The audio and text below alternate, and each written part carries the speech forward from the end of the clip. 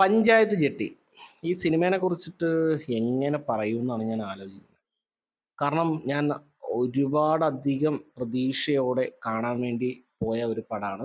ഇന്നത്തെ ദിവസം ആദ്യം കാണണമെന്ന് കരുതിയത് റിലീസിങ്ങിൻ്റെ അന്ന്. ഞാനിത് റിലീസിങ്ങിൻ്റെ അന്നല്ല ഈ വീഡിയോ ചെയ്യുന്നത്. പിറ്റേ ദിവസമാണ്. എനിക്ക് അന്ന് കണ്ടിട്ട് എനിക്ക് റിവ്യൂ പോലും ചെയ്യാൻ തോന്നിയില്ല. എനിവേ അന്നത്തെ ദിവസം ആദ്യം കാണണമെന്ന് ഞാൻ കരുതിയിരുന്ന പടം ദേവദൂതൻ പോലെയുള്ള പഞ്ചായത്ത് ജെട്ടിയാണ്. കാരണം എനിക്ക് അത്രയും പ്രതീക്ഷ ഉണ്ടായിരുന്നു. അത് വേറൊന്നുമല്ല, മറിമായം ടീം ഒരു സിനിമയായിട്ട് വരുന്നു എന്നത് തന്നെയായിരുന്നു അതിൻ്റെ ഏറ്റവും വലിയ ഹൈലൈറ്റ്. നല്ല രീതിയിൽ പ്രതീക്ഷ ഉണ്ടായിരുന്നു. സിനിമ തുടങ്ങിയത് ആ അനീഷ് കുന്നൻ പീറ്ററിൻ്റെ അവതരണവും കാര്യങ്ങൾ പശ്ചാത്തലമെല്ലാം അടിപൊളിയായിരുന്നു. അടിപൊളി എന്ന് വെച്ച് കഴിഞ്ഞാൽ അത്രയും അടിപൊളിയായിട്ടാണ് ഒരു സ്റ്റാർട്ടിങ് കിട്ടിയത്. പക്ഷേ അതൊരു 5 മിനിറ്റിൽ കൂടുതൽ പോലും ആ ഒരു എക്സൈറ്റ്മെൻറ്റ് നിന്നില്ല എന്ന് വേണം പറയാനായിട്ട്.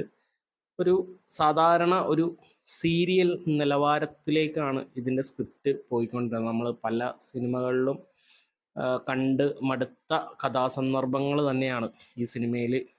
ഇതിലെ നായകൻ നേരിടേണ്ടി വരുന്ന പ്രശ്നങ്ങളായാലും എന്ത് തന്നെ ആയാലും അതെല്ലാം നമ്മൾ പല സിനിമയിൽ കണ്ട് മടുത്ത കഥാസന്ദർഭങ്ങളൊക്കെ തന്നെയാണ്. അതുകൊണ്ട് തന്നെ എന്നെ ഒട്ടും എക്സൈറ്റ് ചെയ്യിക്കാത്ത, നല്ല ലാഗ് ഫീൽ ചെയ്ത 2.5 മണിക്കൂറോളം ഉണ്ട് സിനിമ. അത് നല്ല രീതിയിൽ ലാഗ് ഫീൽ ചെയ്തു. എങ്ങനെയെങ്കിലും കഴിഞ്ഞാൽ മതി എന്നുള്ള ഒരു രീതിയിലാണ് ഞാൻ തിയേറ്ററിൻ്റെ അകത്തിരുന്നത്. എനിക്കിത് പറയുമ്പോൾ നല്ല വിഷമമുണ്ട്. കാരണം ഞാൻ അത്രയും പ്രതീക്ഷിച്ച് ഇരുന്ന് കണ്ട ഒരു സിനിമയാണ്. പല സിനിമകളും നമ്മൾ ഇതുപോലത്തെ ഒരു അനുഭവം വേറെ ഏതെങ്കിലും ഒരു സിനിമയാണ് വന്നതെന്നുണ്ടെങ്കിൽ ഞാൻ ഈ ഒരു സോഫ്റ്റ് ആയിട്ടല്ല ഞാൻ പറയണത്, ഞാൻ നല്ല രീതിയിൽ വലിച്ചു കീറി തന്നെയാണ് പറയുന്നത്. പക്ഷേ ഇത് നമുക്ക് ഏറ്റവും പ്രിയപ്പെട്ട ചില ഫേസുകളാണ് ആ സിനിമയിലുള്ളത്. അപ്പം അതുകൊണ്ട് തന്നെ എനിക്ക് അടപടലം വാരി വലിച്ച് ഞാൻ പറയുന്നില്ല.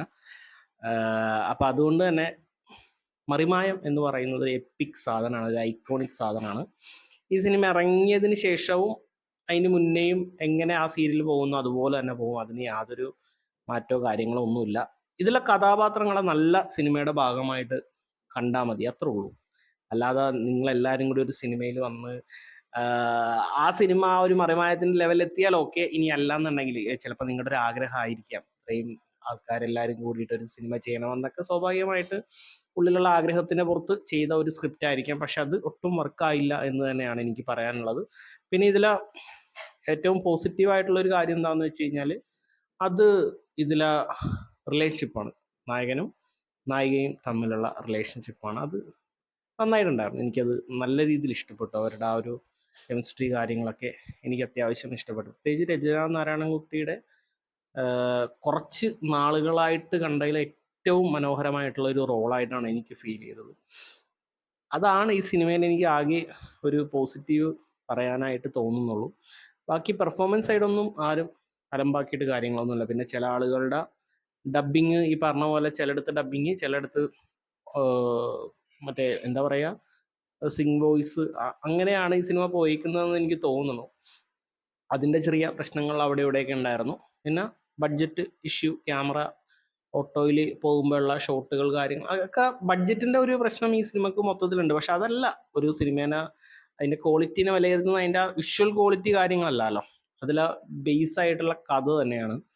ആ കഥ എത്രത്തോളം അവർക്ക് അതിൽ ഇതിലെ കഥാപാത്രമായിട്ട് അതിലെ നായകനായിട്ടുള്ള നമുക്കൊന്ന് ഇമോഷണലി നല്ല രീതിയിൽ കണക്ട് ചെയ്താൽ മാത്രമേ ഇതിൽ പറയുന്ന എല്ലാ കാര്യങ്ങളും ഒന്ന് സെറ്റ് ആവുള്ളൂ. അതായത് ഏറ്റവും സിമ്പിളായിട്ട് പറഞ്ഞു കഴിഞ്ഞാൽ നമ്മുടെ ബാലേട്ടൻ സിനിമയിലെ മോഹൻലാൽ എക്സാക്റ്റ് ആ ഒരു കഥാപാത്രമാണ് ഈ സിനിമയിലേക്ക് വരുമ്പോഴും ഉള്ളത്.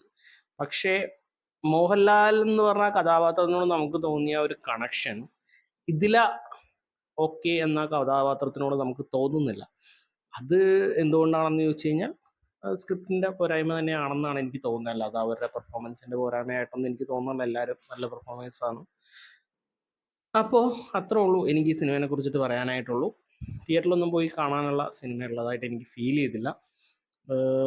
ഈവൻ OTT പ്ലാറ്റ്ഫോമിലോ യൂട്യൂബിലോ ഒക്കെ ആണെന്നുണ്ടെങ്കിൽ നമ്മൾ ഇടയ്ക്ക് വെച്ചിട്ട് നിർത്തിപ്പോകുന്ന ടൈപ്പ് ഒരു സിനിമയായിട്ട് മാത്രമാണ് എനിക്ക് ഫീൽ ചെയ്തത്. ചില സീൻസ് വല്ല ഫേസ്ബുക്കിലൊക്കെ വരുമ്പോൾ ചിലപ്പോൾ നമ്മളിങ്ങനെ കണ്ടിരിക്കും. അങ്ങനെയുള്ള ചില സീൻസ് ഈ സിനിമയിലുണ്ട്. അതിനപ്പുറത്തേക്ക് ഒരു മനസ്സിലായല്ലോ എന്താണ് ഞാൻ ഉദ്ദേശിച്ചതെന്ന്. അത്രേ ഉള്ളൂ എനിക്ക് ഈ സിനിമയെ കുറിച്ചിട്ട് പറയാനായിട്ട്. ഇനി നിങ്ങൾ സിനിമ കണ്ടതാണെന്നുണ്ടെങ്കിൽ നിങ്ങളുടെ അഭിപ്രായവും ഈ കമൻറ്റ് ബോക്സിൽ വന്ന് പറയാവുന്നതാണ്. അത്രയൊക്കെ പറയാനുള്ളൂ. Anyway thank you so much.